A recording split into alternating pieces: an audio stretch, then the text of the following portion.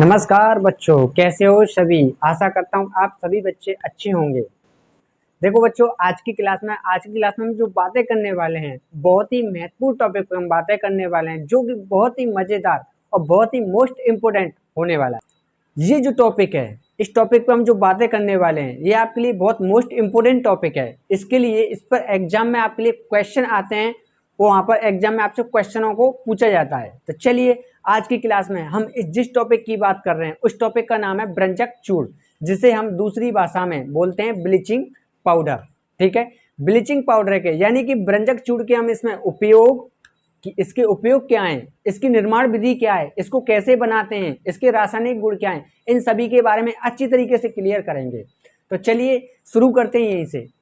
तो देखो, सबसे पहले मैं बात करूं, जो हम बातें कर रहे हैं, हम बात कर रहे हैं ब्रंजक चूर्ण की, जिसको हम दूसरी भाषा में बोलते हैं ब्लीचिंग पाउडर। मैं आपके लिए बता दूं, जो ब्लीचिंग पाउडर है, आप समझ जाएंगे, मसाजर के पास जाते हो तो वो ब्लीचिंग पाउडर का यूज करता है, और ब्लीचिंग पाउडर का यूज करके उसका मिश्रण बना करके एक चेहरे पर लेप कर देता है, एक लेयर बना देता है। उसके जरिए आपकी जो मसाज है, मसाजर जो है, उसके जरिए जो चेहरे का डार्कनेस है, यानी कि जो काला काला धब्बे हैं, वो काले काले धब्बे को सबको बाहर कर देता है। कौन? Bleaching powder. उसी ब्लीचिंग पाउडर के बारे में आज हम बातें करेंगे।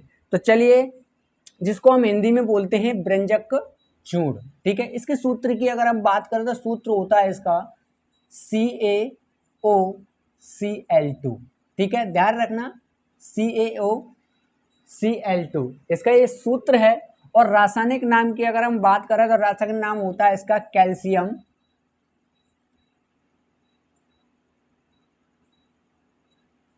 Calcium oxychloride. कैल्शियम ऑक्सीक्लोराइड इसका क्या है, रासायनिक नाम है। और एक और नाम जिसको हम जानते हैं, एक और होता है हमारा इसको बोलते हैं कैल्शियम हाइपो। आप ऑक्सी की जगह क्या लगा देंगे? हाइपो लगा दीजिए, हाइपोक्लोराइड।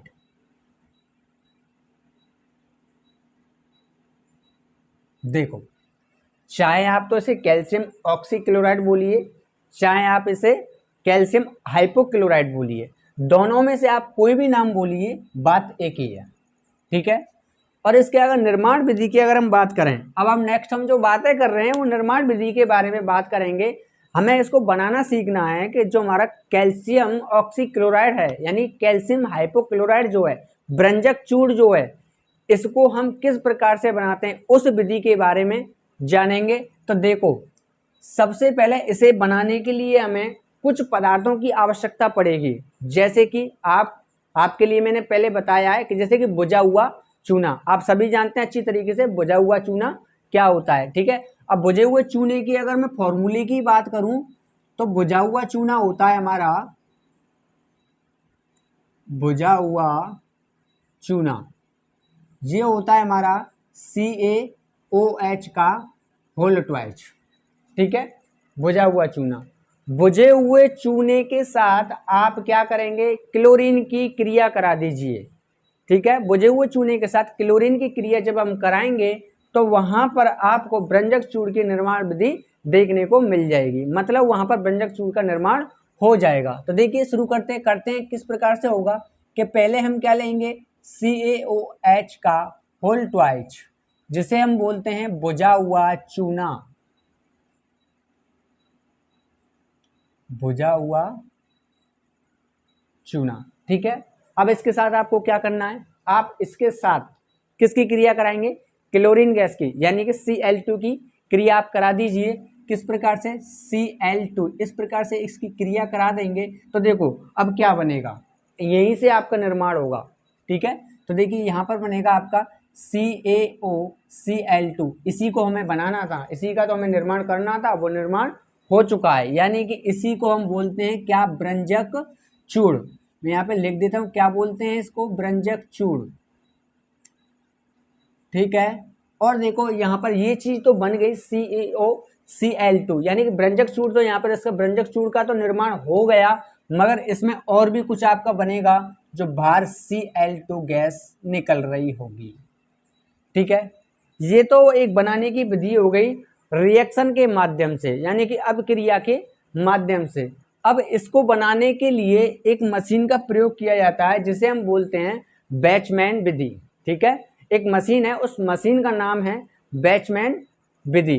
तो उसको भी हम देखेंगे कि किस प्रकार से वो मशीन व्यंजक चूर्ण का निर्माण करती है, किस प्रकार से उस चूर्ण को व्यंजक चूर्ण को बनाती है। तो देखो, सबसे पहले अगर हम उसके चित्र की अगर हम बात करें, चित्र के माध्यम से अगर हम समझें कि व्यंजक चूर्ण का किस प्रकार से निर्माण होता है, तो उसके लिए मैं साइड में आपके लिए एक चित्र बना रहा हूं।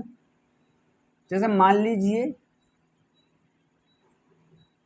इस प्रकार से आपको एक बॉक्स की तरह घेरा बनाना है। ठीक है, एक बॉक्स बना लीजिए और इसमें एक एंगल लगा दीजिए इस प्रकार से। ठीक है, एक एंगल लगा दीजिए इस प्रकार से।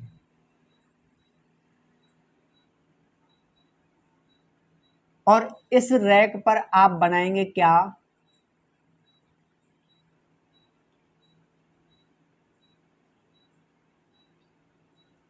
यहां पर मैं आपके लिए रैक बना रहा हूं जिनके माध्यम से जो हमारा बुझा हुआ चूना जो है वो क्या होता है, मिश्रण होता है बुझे हुए चूने का और क्लोरीन गैस का, जिनके माध्यम से क्या होता है, मिश्रण होता है।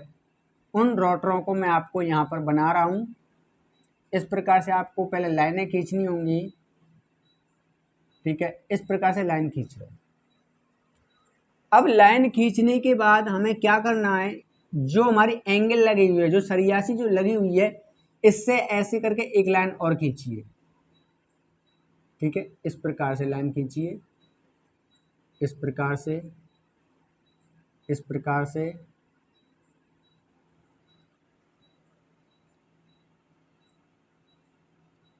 इस प्रकार से आप लाइन खींच लीजिए।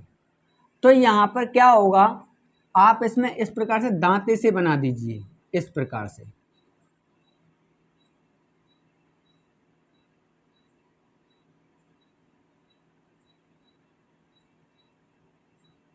मेरे साथ साथ बनाते चलिए, आप बनाना सीख जाओगे।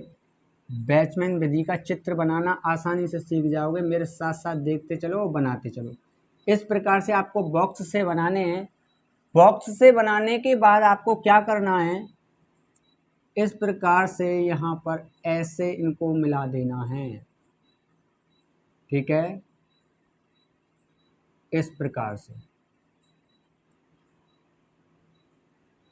ठीक है, और यहाँ पर आपको एक नली देनी है इस प्रकार से, और यहाँ पर भी एक नली दे देनी है इस प्रकार से। और एक आपको यहाँ पर क्या लगाना है, हॉपर लगाना है, जिसके माध्यम से, जिसके जरिए हम कैल्शियम हाइड्रोक्साइड यानी कि बुझा हुआ चूना जो है उसको हम यहाँ से डालेंगे। यहाँ से क्या डालेंगे, CaOH का होल ट्वाइस यानी कि बुझा हुआ चूना यहाँ से डालेंगे। ठीक है, इस प्रकार से बहुत सारा बुझा हुआ चूना डाल देंगे और एक पाइप यहाँ पर बना लीजिए इस प्रकार से। ठीक है,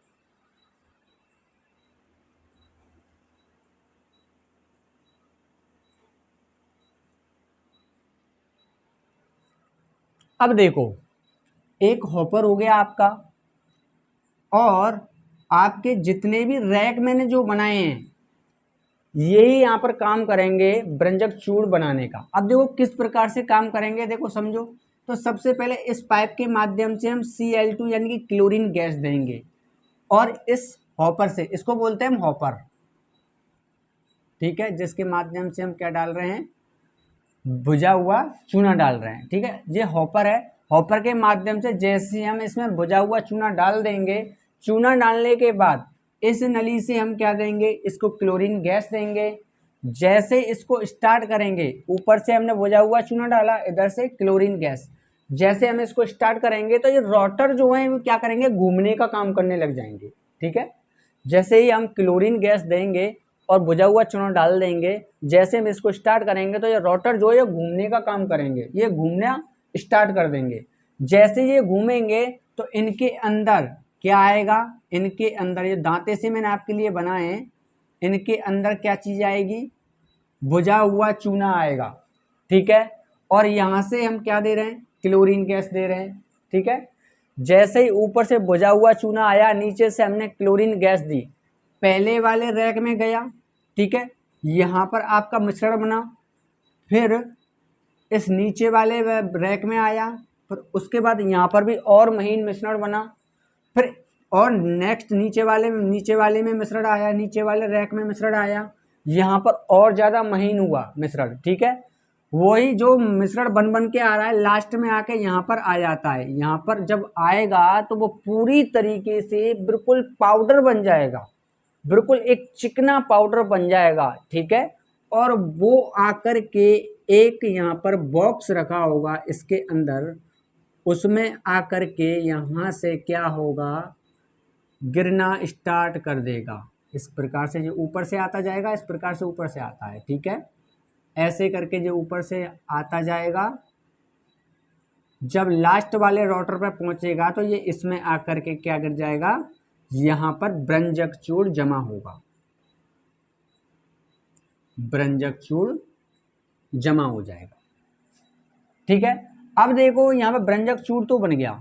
कभी कभी होता क्या है, जैसे कि यहाँ पर क्लोरीन गैस दे रहे हैं भाई, जिसको देखो कैल्शियम हाइड्रोक्साइड के साथ, जो कैल्शियम हाइड्रोक्साइड है उसके साथ हम क्लोरीन दे रहे हैं, ठीक है।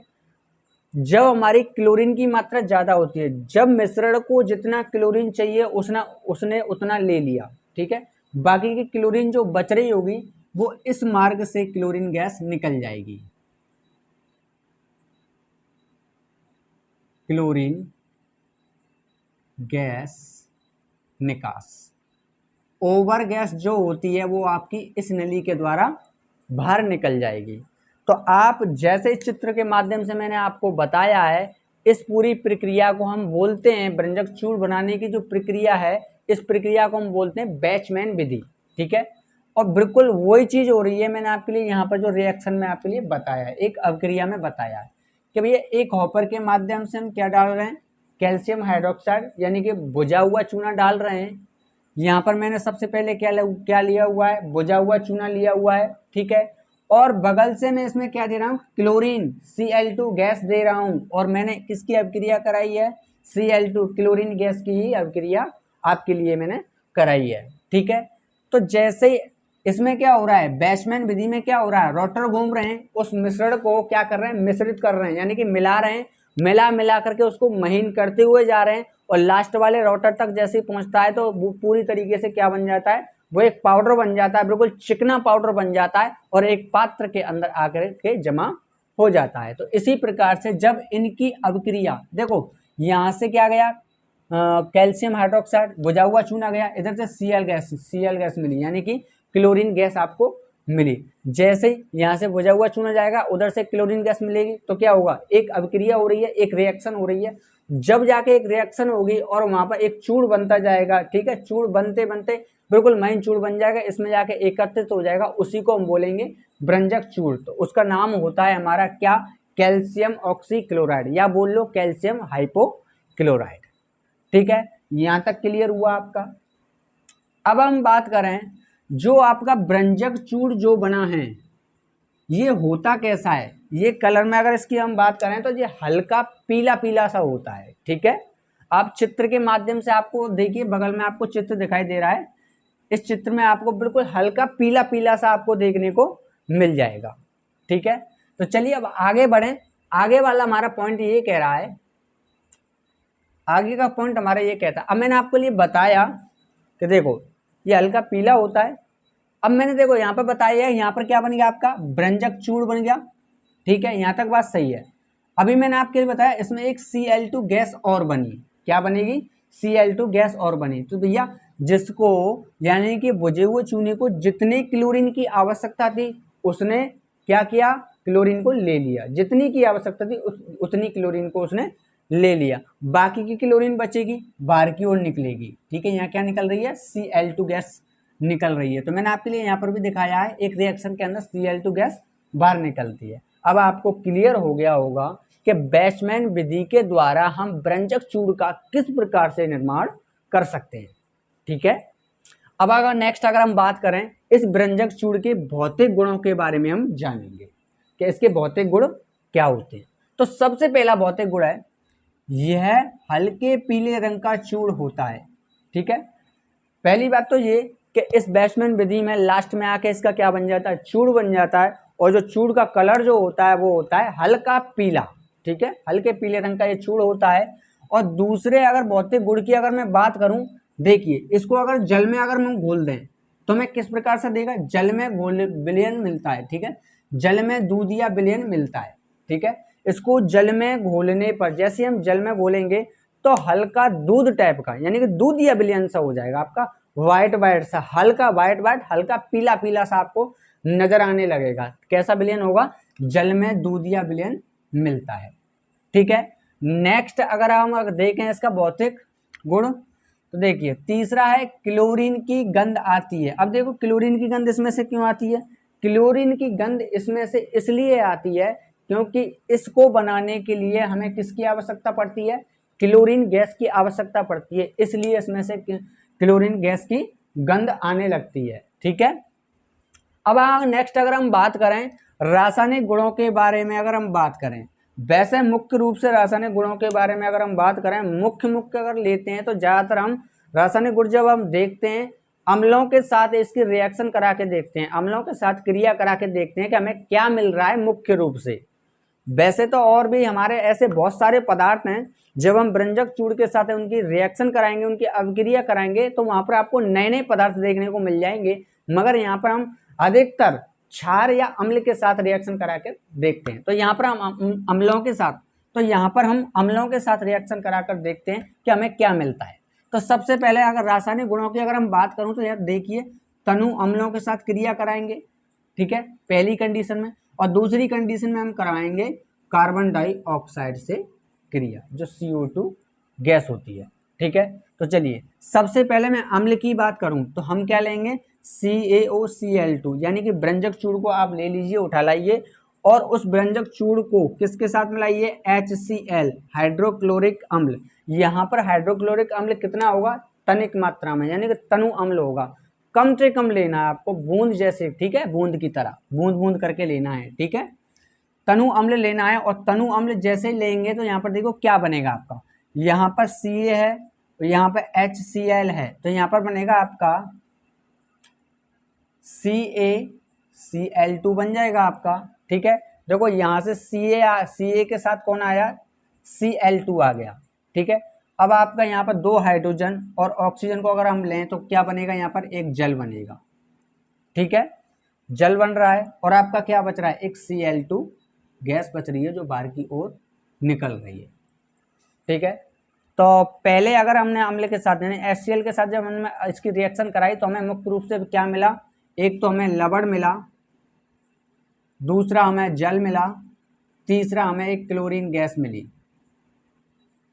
ठीक है, अब एक और अभिक्रिया हम कराएंगे अम्ल के साथ, देखते हैं दोनों कंडीशन में हमें क्या समान मिलता है। ठीक है, वही चीज हमें देखनी होती है इसमें क्या समान मिलता है।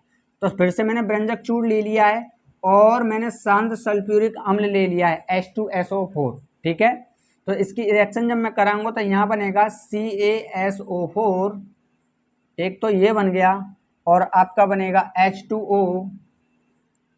ठीक है, और आपका बनेगा Cl2 गैस। फिर से आपके लिए वही चीज बनी है जैसे कि ऊपर वाली रिएक्शन के अंदर बनी है। जब हमने व्यंजक चूड़ की क्रिया हमने किससे कराई, तनु अम्ल यानी कि HCl से कराई, तो हमें क्या मिला, वहां पर लवण मिला, जल मिला और एक क्लोरीन गैस मिली।